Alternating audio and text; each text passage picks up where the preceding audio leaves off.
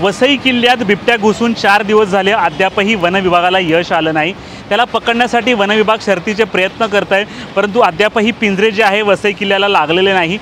पिंजरे मागवण्याची प्रोसेस सध्या सुरू आहे, परंतु वन विभागाला पिंजरे अद्याप प्राप्त न झाल्यामुळे पिंजरे लागू शकले नाही। जवळजवळ 15 कॅमेरे ह्या किल्ल्यामध्ये लावलेले आहेत, परंतु तो बिबट्या कैद झाला आहे की नाही कळू शकलं नाही, कारण वन विभागाने या संदर्भात कुठलीही माहिती दिली नाही।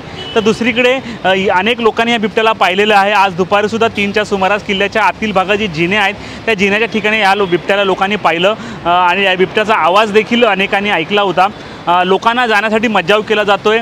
किल्ल्याच्या प्रवेशद्वारावर काही फलक लावलेला आहे आणि त्यावर काही मार्गदर्शक सूचना, म्हणजे जर बिबट्या दिसला तर काय केलं पाहिजे यासंबंधी त्याने ज्या सूचना लावलेल्या आहेत, परंतु लोक जे आहे की ऐकत नाही। तिकडच्या सुरक्षा रक्षकाची हुज्जत घालतात आणि किल्ल्यामध्ये प्रवेश करतात।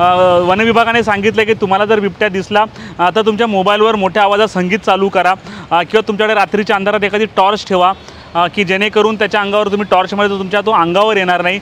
सध्या तरी वन विभागाला हा बिबट्या सापडत नाही आहे, परंतु 4 दिवस झाले तरी वन विभाग केवळ हातावर हात ठेवून बसलेला आहे। कुठल्याही प्रकारचे असे ठोस उपाययोजना ह्या बिबट्याला पकडण्यासाठी केल्या जात नाही, त्यामुळे नेमकं काय परिस्थिती आहे हे कळू शकलेलं नाही। तर दुसरीकडे रोरो फेरी सेवा बोर्ड देखील सुरू आहे आणि त्या रोरो सेवेपासून काही अंतरावर हा बिबट्या फिरत आहे, परंतु अद्यापही वन विभागाला कुठल्याही प्रकारचं यश आलं नाही। त्यामुळे आता हा बिबट्या कधी हाती लागणार हे पाहावं लागणार आहे। HP लाईव्हसाठी हनीफ पटेल सोबत प्रवीण नालावडे, वसई। बोर्ड लगा दिया है, अभी दाड़ मार रहा है, तुरंत निकल जाओ, रोड के ऊपर घूम रहा है वो, वापस घुमा लो उसको गाड़ी को। अभी मैसेज आया 2 मिनट हुआ, पब्लिक की मैसेज दिया, गांव का है लेकिन गांव घूम के आओ ना, रास्ता है ना दूसरा। अरे आता निकालो, इधर चला जाएंगे, घूमो और वापस